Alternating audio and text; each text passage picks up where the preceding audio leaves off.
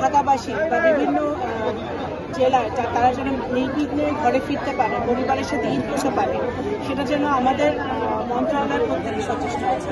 সংশ্লিষ্ট মন্ত্রণালয়ের মন্ত্রীরা তারা কিন্তু বিভিন্ন বাস স্ট্যান্ডে গিয়ে ট্রেন ইয়েতে গিয়ে তারা কিন্তু দেখছে যাতে আমাদের জনগণ ভালোভাবে শান্তিভাবে এবং কোনো রকম দুশ্চিন্তা ছাড়া তারা যেন ঘরে গিয়ে পরিবারের সাথে ঈদ করতে পারে, সেটা আমরা সচেষ্ট আছি।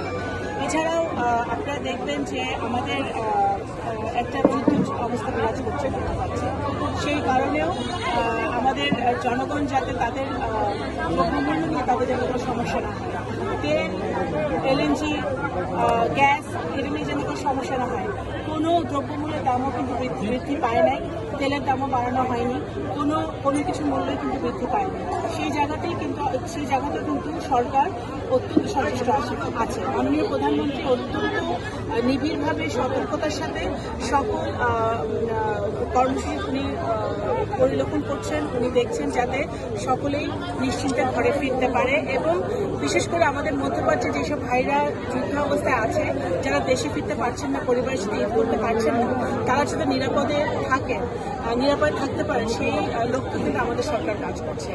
আমাদের যারা এই মধ্যপ্রাচ্যে ইতিমধ্যেই 5 জন ইন্তেকাল করেছে যুদ্ধের, তারা যেন তাদের মরদেহ যেন দেশে ফিরতে পারে শীঘ্রই। একজন ইতিমধ্যে ফিরেছে, বাকি মরদেহগুলো যেন আমরা নিশ্চিন্তে আনতে পারি, সেই জন্য কিন্তু আমরা কাজ করে চলেছি।